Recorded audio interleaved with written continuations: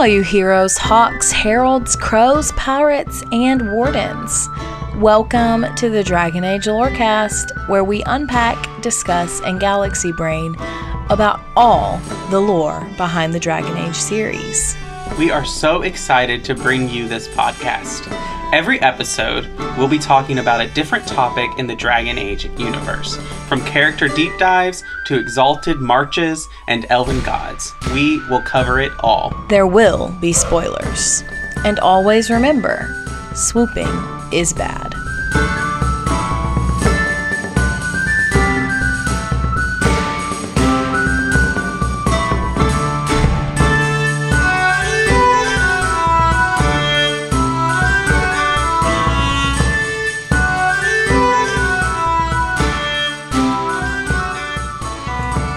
Hello and welcome to the Dragon Age Lorecast, where we talk about Dragon Age and all its lore. I am one of your hosts, Austin, also known as Teacup. I did that backwards and it felt weird. Anyway, my name's Shelby, or Shecup. Yeah, and we're here to talk about Dragon Age, but we have a guest with us. Right, Shelby?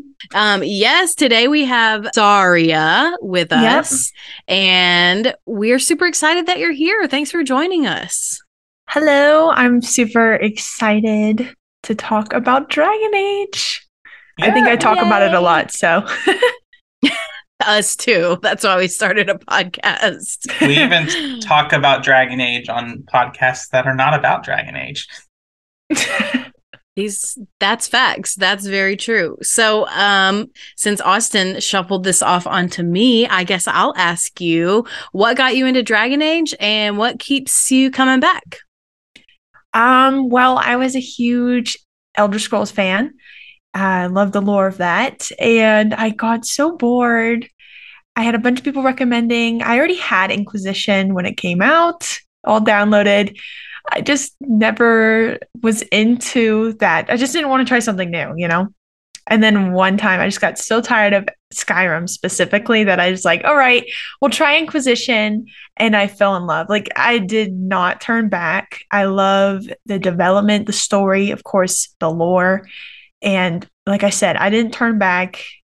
And what keeps me coming back is that I'm just excited for the next game. That's just been such like a build-up, and I am so hyped. Like, obviously, I'm very passionate about this game, and I think people could see that. So, yeah, absolutely. I love that.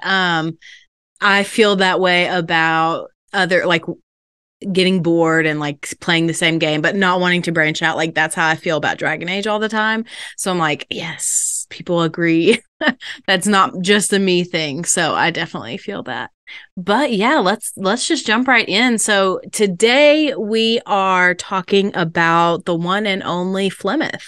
So I wanted to give a disclaimer before we started this episode, because I know there will be spoilers, first of all, for the end of Inquisition. So if you haven't played the end of Inquisition at this point, I don't know what to tell you. But play it, finish it. Otherwise, there will be spoilers here. So don't be mad at me. But we are just discussing Flemeth today. We're not talking about Mythal today. There's just no way we could fit that into one episode. I already am concerned, like, this is going to be a super long episode.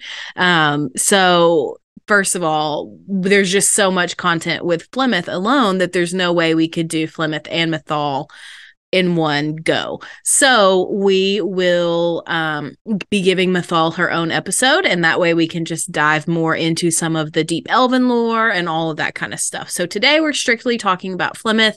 We'll get into some theories a little bit later at the end, but generally we're going to stick to Flemeth only today. So, Flemeth, if you are not aware, is one of the only characters that appears in all three games, but we first meet her in the opening of Dragon Age Origins. She is, as she appears to be, a human mage, often referred to as the Witch of the Wilds. Other names for her include Mother of Vengeance, the Woman of Many Years, and Asha Belinar. So let's jump into our fun facts. So this one always messes me up. I just love this. Flemeth is voiced by Kate Mulgrew, who is an iconic actress and voice actress. She voiced Captain Janeway in Star Trek and Red in Orange is the New Black. So I didn't notice it for a really long time at first until maybe Inquisition, when I played Inquisition for the first time. And I was like, oh my God, that's the voice of Red from Orange is the New Black. So that one always gets me. But allegedly, she was originally supposed to be voiced by Shohreh Aghdashloo, who also has a voice in Star Trek, specifically Star Trek Beyond as Commodore Paris. But more interestingly to video game fans and maybe fans of our other podcast, the Assassin's Creed Lorecast, Aghdashloo played or is going to play Roshan in Assassin's Creed Mirage, which is the upcoming game, and who appeared in Assassin's Creed Valhalla. And she also played Admiral Shal'Aran in Mass Effect 2. So just some really interesting voice actor things going on there, which I just was like, I didn't know any of this. But apparently there is a blog post and some tweets about what was originally intended. But Mulgrew is iconic, and I can't really imagine it differently. So in Dragon Age Origins and in Dragon Age 2, Flemeth's opening line to your player character is, well, what do we have here? And then in Inquisition, that is Morrigan's opening line to the player character. So I love that little callback. It's fun. It's an interesting link to Morrigan, or between Morrigan and Flemeth, which I have a soapbox about this, and we'll talk about it later. But I find that fascinating. And then in Dragon Age 2, if Hawke says that she's a witch of the wilds, Flemeth responds by saying, "Some have called me an old hag who talks too much." This is what Alistair calls her in Origins, just before the encounter with Hawke. I love that little fun fact. There are so many kinds of callbacks to previous instances of where we've seen Flemeth and in her storyline. And so I just love that so much. And then my last fun fact is, from Origins to Inquisition, obviously her appearance changes quite a lot, right? Drastically even. In the first time we meet her, she's wearing commoner's robes. She looks very basic, kind of disheveled. And then when we see her later, if you confront her during Morrigan's side quest, she's wearing like generic nice mage robes. And then in Morrigan's nightmare, she's wearing magister's robes. So this is in itself a really interesting progression to me. But then later in Dragon Age 2 and Inquisition, we have the drastic upgrade with the makeup and the hair and the horns and just the huge difference in upgrade. And so I feel like her later appearance in 2 and Inquisition much more closely aligns with her concept art rather than her appearance in Origins. But I think we can kind of look at it as, well, she wanted to appear as a nobody, like some old woman who lived in the woods. So those are my fun facts. Do y'all have any thoughts or other fun facts to share before we get into her early life and bio? I have a question. Are her horns actual horns, or is it like a headpiece? That's a good question. I think it's a headpiece. I don't know if we have actual confirmation of that, though. It's interesting to me because, like, the horns are almost exactly the same as the Arishok's horns in Dragon Age 2. Yeah, you're right. That's a good point. I don't know. I would be intrigued by it. But they say that Qunari came into existence as a species, as a race, via the interbreeding of elves and dragons. So I don't know if there's a connection there. Now that you bring that up, I'm just thinking of her using a headpiece of a Qunari horns. I just think that's even weirder. Yeah, I agree. But I feel like I wouldn't put anything past her. So who knows? But let's get into her early life, which is, there is so much lore about this, more than I thought there was going to be, because I just thought it was going to be, what Morrigan tells you in Origins. But there is a wealth of Codex entries. So we'll look at some of them, but overall, Flemeth is said to have been born in Highever. As a reminder, this is where the Couslands are from. Supposedly, Flemeth was born in 300 or 30 Towers, which is 600 years before the start of the Dragon Age. That is a long time ago. So proof of this comes from the Codex entry on Flemeth. And of course, I thought we could read an excerpt, which is kind of a long excerpt, but stick with me because we'll read parts of this throughout the episode. So after I read this excerpt, we can kind of give our thoughts on it. So this is what it says. Ages ago, legend says, Ban Conobar took to wife a beautiful woman who harbored a secret talent for magic, Flemeth of Highever. And for a time they lived happily until the arrival of a young poet, Osin, who captured the lady's heart with his verse. They turned to the Chasind tribes for help and hid from Conobar's wrath in the wilds until word came to them that Conobar lay dying. His last wish was to see Flemeth's face one final time. The lovers returned, but it was a trap. Conobar killed Osin and imprisoned Flemeth in the highest tower of the castle. In grief and rage, Flemeth worked a spell to summon a spirit into this world to wreak vengeance upon her husband. Vengeance she received, but not as she planned. The spirit took possession of her, turning Flemeth into an abomination. A twisted, maddened creature, she slaughtered Conobar and all his men and fled back into the wilds. End quote. So what are your thoughts, everyone?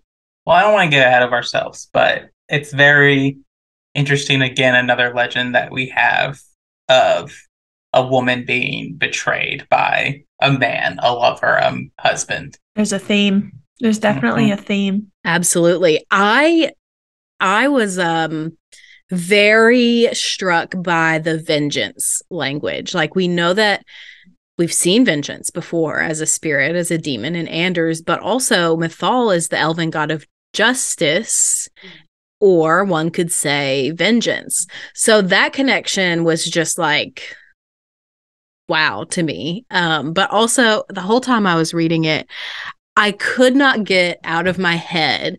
Conobar's name reminds me of Calabar from Halloween Town.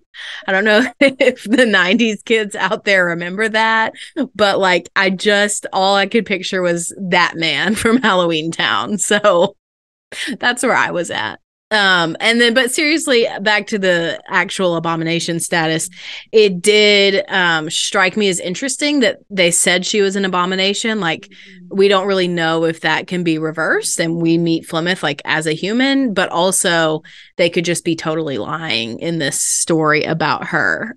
So I guess we don't really know, and we don't really know if any of this is true, which we'll get into in a little bit. Wynn tells us that abominations can be reversed in Dragon Age Origins.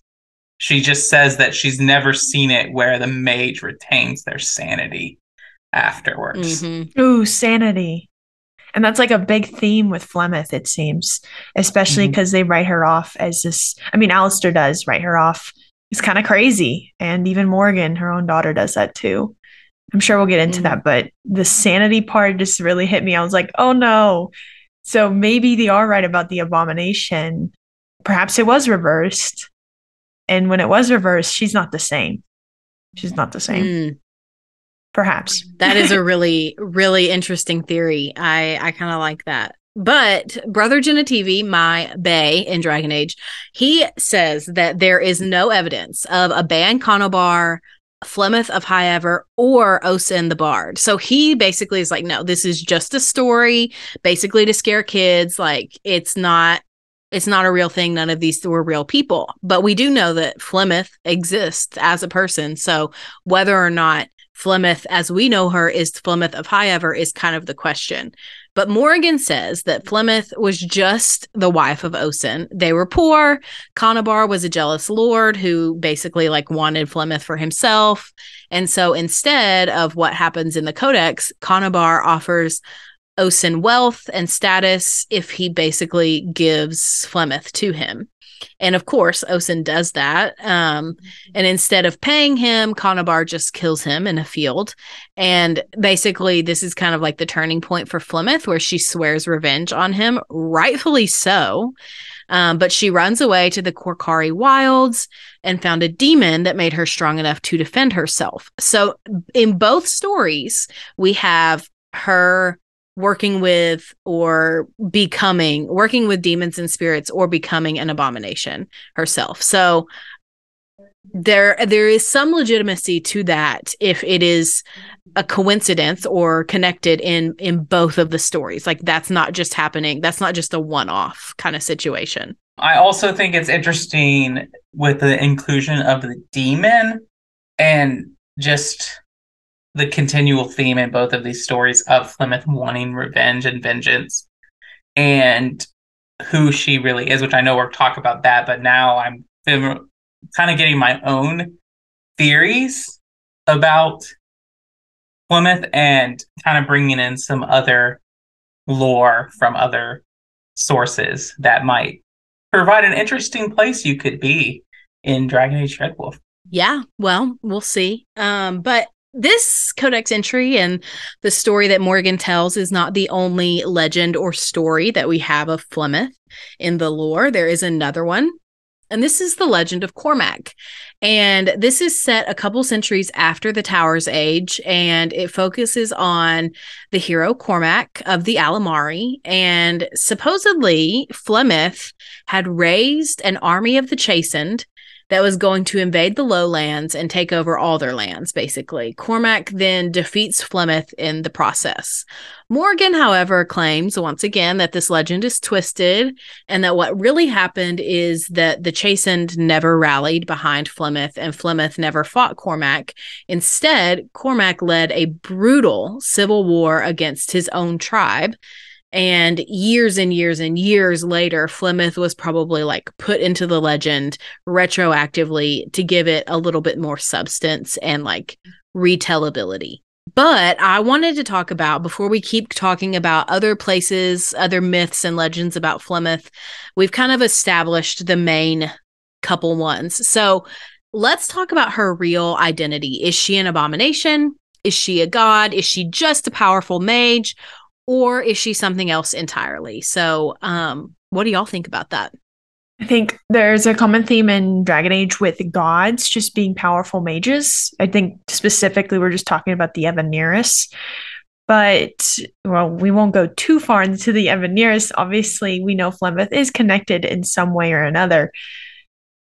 The abomination, what we see it, at least in Origins and 2, is it's gruesome, it's ugly, it's something that is not the same. They're not human.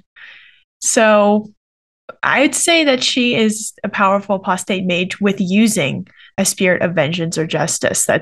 Which creates her makes her way more powerful than needed. I think it's really interesting in certain circles of D&D, which when you talk about D&D lore, it's very loosely based, but in certain circles of D&D, there is a lore base that when you kill a god, when you take a god's life, that power vacancy, their domain has to be filled by someone. And so it becomes filled by the person who kills the god. So like if I came in and killed the god of, fire, I would then become the god of fire.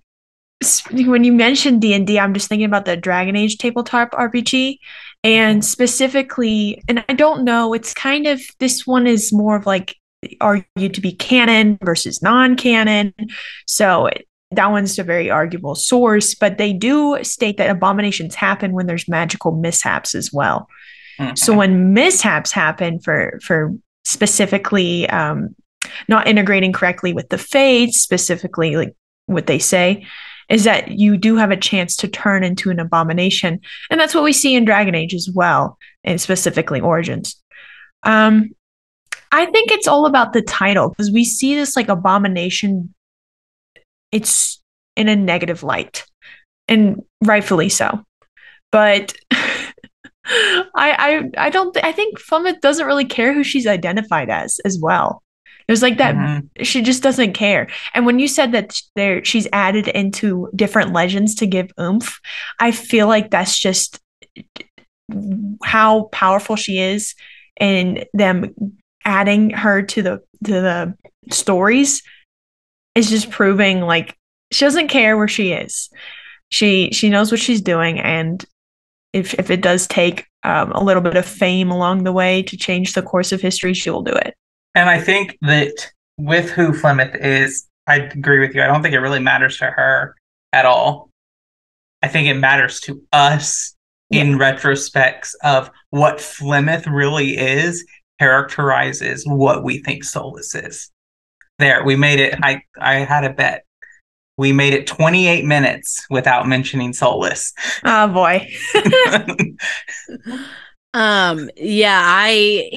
was like, I'm gonna try not to talk about Solus at all during this episode, and I was like, that's gonna be impossible, but I will be proud of you if you try.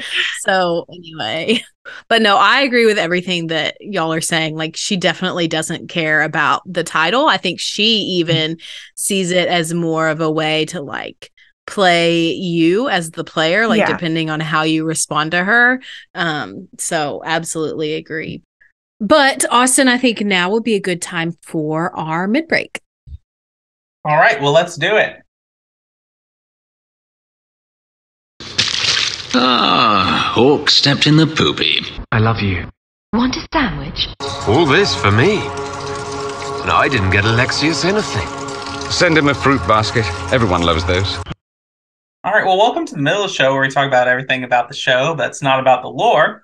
And so here where I tell you we thank our patrons. Please join our Patreon if you would like to join us on our patron chat episodes, which we had last week. It was a hoot, and chaos is a kind word to describe it. It was a great time, but if you'd like to join us for there, you can get your name read out in the show and ad-free in early episodes. You can join the Patreon, the link in the episode descriptions. So we do have a new patron that we want to say thank you to. Tori H., thank you so much for signing up for the Patreon. Also, special thank you to one of our first patrons, Genesis. Special thank you to our Divine Tier patron, Kit. And a very, very special thank you to our Nug King Tier patron, Lewis H. And if you can't support us on Patreon, we totally get that. We totally understand that. But another great way to support us is to leave us ratings and review on Apple or Spotify. If you leave us 5 stars and some kind words, we will read them out on a future episode of the show. And Shelby, we have a review to read today. Yeah, we do. This one comes from Brendy Rose, and they said, best podcast ever, 5 stars. I'm fairly new to the podcast world. I thought all podcasts were more about everyday life, but while playing Inquisition with a friend, they told me about the video game side of podcasts. With the fun purple background and the amazing music, this podcast had me in the first 5 seconds. Then I hear the funny banter between Shelby and Austin, and I knew this was going to be something I binged. Thank you guys for doing such an amazing podcast. Can't wait for more episodes to come. Thank you so much, Brindy. We are super appreciative that you took the time out to give us a great review. And I must give a shout out also, since you love the music so much, we commissioned Pipe Man Studios to do our intros and outros, and he did an awesome job. So thank you also to Pipe Man. Yeah, thank you. Also, if you want to come and hang out with us, you can join our Discord. That link is in the episode description. You can pop on there, talk about Dragon Age, talk about our other shows, Assassin's Creed, Holocron Histories, or Inheritance Cycle page by page, talk about other games, come and hang out with us, play SWOTOR, play The Sims, watch Shelby do chaos of Sims, Dragon Age Sims, just utter chaos. Sten and Win are already dead. You know, it's just a big time. You can come hang out with us there. Other than that, we have a very, very special announcement today. We are launching a website, cupspodcasting.com. This was done for us by one of our patrons, Lewis H., who also runs HIT Media Solutions. Thank you so much, Lewis. It's a great website. You can see the podcast feeds. You can find links to the Discord there. Learn all the stuff. Learn about our new Minecraft server that was made, which I believe they're making Skyhold on there. It sounds very ambitious. I don't play Minecraft, so I don't really know, but a lot of people are excited about it. And other than that, you can go check out that website. Again, that's cupspodcasting.com, and we'll post that link down into the episode description as well. And so lastly, we're going to take a little time we got some Dreadwolf news today. Didn't we, Shelby? Or did we? I don't know. Yeah, but BioWare released a community update today as of recording this, which is February 23rd. And this update is a pretty long blog post from BioWare, but I personally felt like it wasn't that much information. They are just kind of talking about where they're at, a lot of highlighting of the skill trees. There was a small mention that this will be in the Frostbite engine, which I know a lot of people are probably disappointed by, but I think it makes sense, especially since they started development on this, right after Inquisition. It seemed unlikely to me always that it would be in Unreal, which I know a lot of people hoped for. But I am hopeful. I am hopeful that even though it's in Frostbite, I think they've learned a lot from Andromeda, from Inquisition, and by this point, I'm sure that they have some better solutions to some of the issues that plagued Frostbite engine in the past. I'm just hoping and praying that we get better modding. I know that is something that a lot of people want, but skill trees is kind of the biggest highlight. I know I saw with the leaks that came out a few weeks ago, a lot of people on the internet were basically talking about how it doesn't even look like an RPG anymore, and like it's just going to be a hack and slash. And I personally didn't see that very much at all. It still felt and looked like Dragon Age from what the leak looked like, but I think maybe part of this article is kind of a reaction against the leaks and against some of the articles that have been written about, the next Dragon Age game is going to be a hack and slash. It's not going to be an RPG. So I think that's kind of what the emphasis on skill trees is about. But I thought it's an interesting question to ask if you guys, what y'all think, because the skill tree example that they put in there was really interesting. Like,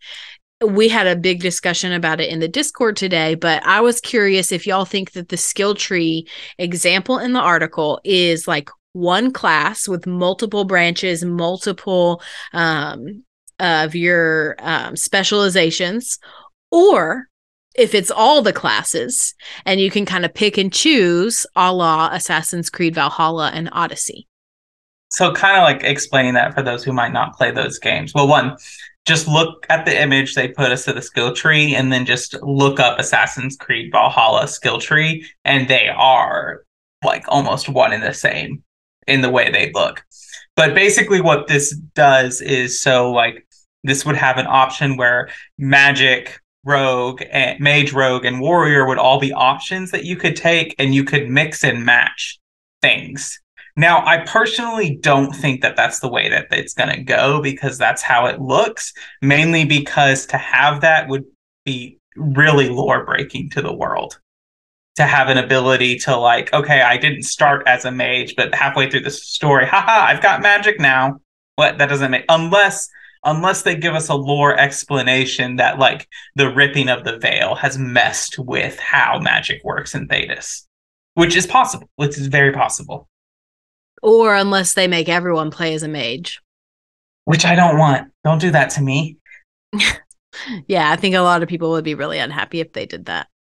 I think the only thing I can add is since they're using Anthem's code base, there is a lot of similar things that I saw with Anthem 2.0. I don't know if y'all played Anthem or anything like that. Okay. Not at all. So Anthem 2.0 had some, if you look at the UI for it, it looks very similar to this UI. And specifically, there's a lot of like similar words that they use for this community update, like captain. Captain was used in Anthem 2.0 for a class. So the skill tree looks very similar to what they were going to make for Anthem 2.0. That's all I'll say. It's not confirmed or denied or anything like that. With the like how everything's like connected, I do agree. Like, is this going to be crossplay? And I know in the 2020 trailer we got from Game Awards. Like there was a bunch of people theorizing that Archer had some sort of magic on the arrows. So perhaps we can now use a little bit of magic with a rogue class. So yes, there was some merging of classes that people thought was going to happen back in 2020. So this almost kind of seems like, all right, are they going to really go for that? Or I don't know. I like it locked out. I like being my rogue. I like being my mage or warrior and just not having magic involved if I don't want to in one playthrough. Right. That's just me. I think that I do think it would be really lore breaking to have that as the lore stands right now. But there are two moments, like I said, the ripping of the veil that I think could disrupt how things do, and the events of the Descent DLC. If that awakening of the Titan and other things like that somehow changes how magic works in the world. I feel like though, if we're presented with that and like now everyone can have access to magic, or like there's some weird circumstance, I feel like you take away a lot of the major conflict that is in Thedas. Like, if magic is no longer something that you're born with, rather than something you now pursue, Chantry stops looking so ridiculous. Or if they do another Dragon Age 2 where they do have to limit how they create characters to save development time. So therefore they make a character who is a mage but can go different routes of combat. Perhaps their origin defines their combat. Like an Antivan Crow obviously would be a rogue. And a warrior could be the warden. It's just something like that I think maybe they could be doing merging of classes to save time. I definitely see that. I feel like I can't imagine that EA is not on them about this game needs to come out as soon as possible because it's been so long. But again, I've said on this podcast numerous times, I think it's happening in 2024 to coincide with the 10-year anniversary of Inquisition and 15-year anniversary of Origins. That's just it. It lines up too well to not be what they're doing. Personal opinion. Right. I guess we've probably exhausted all the content from the community update, so I think we can get back into the show. All right, let's go to it. Up there, giant icicle tits. Tittles. You're looking for titsicles. Oh, that's good. Yes, and it's a real nice night for an evening. You fear barbarians will swoop down upon you. Yes, swooping is bad. To get back into the lore a little bit, a lot of the groups in Thedas have legends and stories about her, so let's get into some of them. Fereldans claim that she gave King Calenhad Theron, who was the first king, she's the one that gave him the power to unite the Alamari and form Fereldan anyways. This is spoilers for the Silent Grove comics. So we know that somewhere Merrick, the Theron blood gets mixed with a great dragon. Is this kind of like, there's always been this weird thing where I feel like Flemeth has some weird connection to the Theron bloodline. I'm saying Flemeth is the great dragon. Yeah, I think what you're talking about with that Calenhad Theron woke up the Queen of Dragons. That's what Yavanna states. So we think, okay, who's the Queen of Dragons? It has to be something similar to Flemeth or even, of course, Mythal. But I do see your point of view, Austin, on that. The Queen of Dragons, that's what he did. He woke it up. I don't know what that is. I'm just saying that there are enough coincidences for me to have a tinfoil hat about it. That's fair. I mean, this is the reason we have a tinfoil emoji reaction in our Discord server for statements like that. So anyway, back to the lore.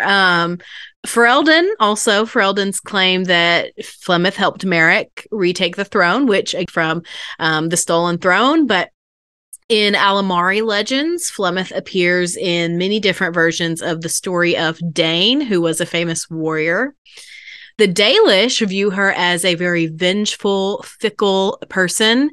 They claim that she is just as likely to kill you as she is to help you. The locals of Lothering and the area around the wilds do not speak of her. Like, they refuse to speak of her and just refer to her as the Witch of the Wilds. Very Voldemort action there. And then lastly, the Chasind paint her in the shape of a great dragon or a serpent. Or they see her as someone that you go to only if you are so desperate that you have no other options. Okay, so I want to talk about this connection to Vengeance, because now this is the third or fourth time that we've connected Flemeth with Vengeance, which is interesting to me because the Evanuris god of vengeance is Elgernon. And so I just think it's interesting that she is so connected to Mythal, but she, like, even in Evanuris legend and Dalish legend and Elven legend, like, vengeance and justice are separate domains that the gods oversee. Right, but I think it makes complete sense when you remember, number one, Mythal is the god of justice, but also Mythal and Elgernon are like the mother and father of the Evanuris. Mm-hmm. Like, they're the top two. Like, they're the ones that are the parents almost to the rest of them. So I think that being together makes sense, that she would also have a knack for vengeance as well. And maybe even that's the reason or an impact on justice, a spirit of justice turning into vengeance. Do we have any other thoughts about the abomination aspect, the vengeance aspect, or any of the other legends before we kind of talk about her daughters for a little bit? I think it said with the legend of how the Chasind paint her as the shape of a great dragon and serpent, and then to see her as someone, if you're extremely desperate, it just reminds me of Inquisition. Like, we weren't extremely desperate, but the fact that we have to summon her when we have no other option to defeat Corypheus just makes me like, oh my gosh, the whole time that's something that the Chasind did if they couldn't defeat their enemy or do anything like that. Also, I think it's interesting with the Lothering one because Carver, Leandra, Hawk, and Bethany never refer to her by her name. And also, they're super desperate in that situation. Right. Yeah. Mm-hmm. Yeah, that's really interesting. So it's time to talk about her daughters. This will be an ongoing conversation because there's just a lot here. But we know that Morrigan is Flemeth's daughter, and there is also lore in the Codex that kind of goes along with this. So I was going to read that too. So Codex says, for 100 years, Flemeth plotted, stealing men from the Chasind to sire monstrous daughters, horrific things that could kill a man with fear. These Korkari witches led an army of Chasind from the wilds to strike at the Alamari tribes. They were defeated by the hero Cormac, and all the witches burned. So they say. But even now, the Wilders whisper that Flemeth lives on in the marsh, and she and her daughters steal those men who come too near. Morrigan's mother saved the last Grey Wardens from death at the top of the Tower of Ishal, but just who or what Flemeth really is a mystery. And then if you fight and kill Flemeth at Morrigan's request, the Codex continues and says, at least apparently. So that's kind of how they explain, like, oh, she comes back in Dragon Age 2, whatever. But the idea that all of the Witch of the Wilds, all of her daughters are fathered by Chasind men is really interesting. Like, if she doesn't want anything to do with like the Fereldan men that, she was once allegedly married to. But there are a couple other things that we learn in the Codex about Flemeth and her daughters, and that we learn through Morgan. Morgan says that Flemeth says she's had multiple daughters, but Morgan basically laughs and scoffs at it because she's never seen another daughter. But we do know about and have met one of Flemeth's other daughters, which is Yavanna in Antiva, and we meet her in the Silent Grove comic. And then Morgan is also shocked by the revelation that Flemeth possesses her daughter's bodies to prolong her own life, which would mean that Morgan is intended to be Flemeth's next victim. So Morgan is surprised by this and acts like she's never heard of that before, which makes sense. I think Flemeth is a pretty secretive person. But then Yavanna later claims that it's a lot more complicated than that because she can't force you if you're unwilling. And then Flemeth, of course, also confirms that later in Inquisition. So do y'all have thoughts about her daughters, how she creates them, what she does to them, all of those things? I have a soapbox that I'll get on kind of connected to this at the end of the episode. But if y'all have any other thoughts, now would be the time. Maybe the reason for Flemeth's change in appearance is because she finds another daughter who she possesses, and that changes her appearance from DAO to DA2. We don't really have evidence that her appearance changes when she possesses another daughter. But yeah, it's not impossible. Right. Because her new body is obviously like, she still looks old, but she doesn't look as fragile. Even though we know, like, when you go to fight her, she's not fragile. But I think with Morgan saying, like, she's never seen Flemeth raise another daughter, and now we know that she can body hop, or at least have a little amulet to transfer her body quickly. What if perhaps she raises daughters in different areas, and that's why they never see each other? One, for instance, like Yavanna may know more than Morgan does versus Morgan knows less than Yavanna does. Maybe there's another daughter. I don't know if that's confirmed or not, but perhaps she raises these daughters in different areas of Thedas. And of course, they never meet each other, so that she can have different, maybe, backups of daughters. I don't know. A card of daughters. I don't know. And perhaps here is another point of maybe what happens with Flemeth and Soulless at the end of Dragon Age Inquisition is not the only Flemeth. I'd love to see that. And that could also explain your outfit change too. Like maybe this is another aspect of Flemeth, and the one that obviously we can kill in Origins. Well, it doesn't matter, because at the end of the day, she still is alive and still helps Hawk. And this could be a different version of Flemeth. Absolutely. Because what's not to say she doesn't have another amulet or some other kind of thing to prolong her life, or as a backup, basically. Yeah. Good points. This is all the content I have on Flemeth for this week. This will be a 2-part episode on Flemeth, so we'll be back next week with the rest of the content.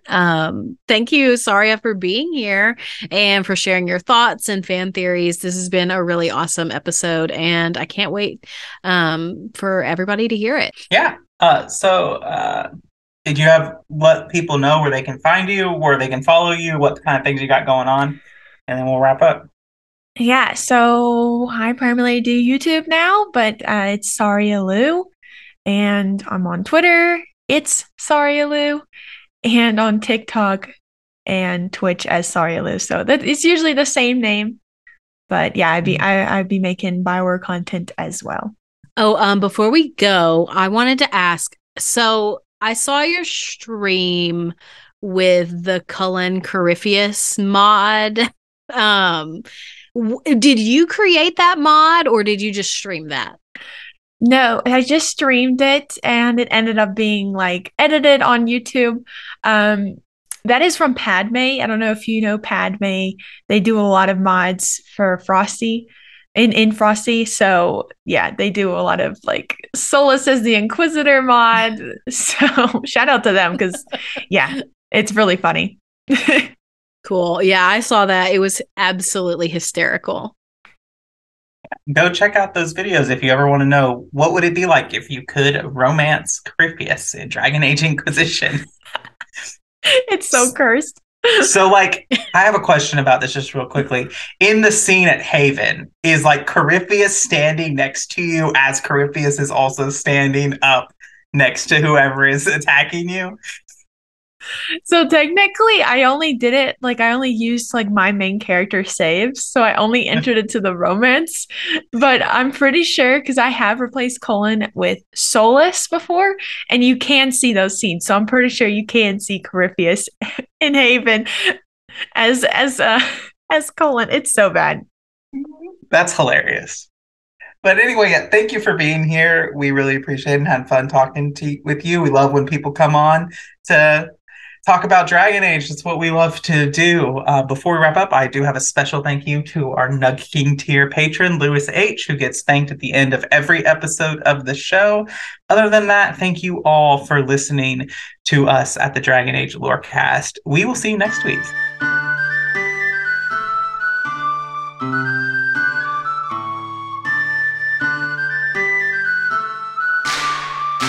Thanks for listening to the Dragon Age Lorecast. You can find us on Twitter at DA Lorecast.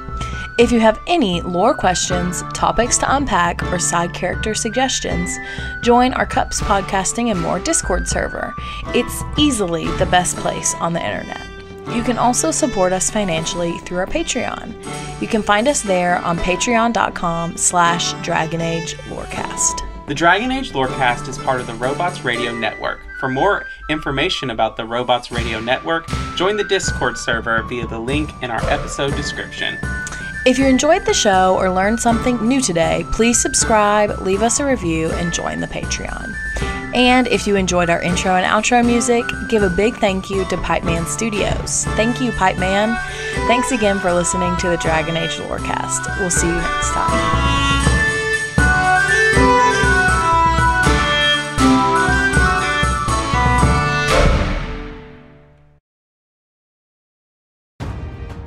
Have you ever wanted to deep dive into the lore and stories behind all your favorite Marvel movies? Then do we have the show for you? I'm Captain Shenko. And I'm Psych88. Join us as we dissect the media megalith that is the MCU. We'll talk about the origin stories, the fights, and everything in between. The MCU Lorecast releases on all major podcasting platforms on Mondays as part of the Robots Radio Rocket Club and can be found on Facebook, Twitter, and Instagram.